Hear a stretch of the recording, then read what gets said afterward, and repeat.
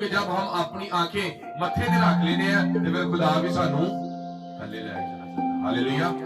خدا کو ان آنکھوں سے نفرت ہے۔ کن چیزوں سے؟ خدا کو 6 چیزیں نہیں بلکہ 7 چیزوں سے خدا کو نفرت ہے۔ پہلی چیز ہم نے کیا سیکھی؟ اونچی اکھاں نہیں کسی نے دیکھنا۔ ہاللیلویا۔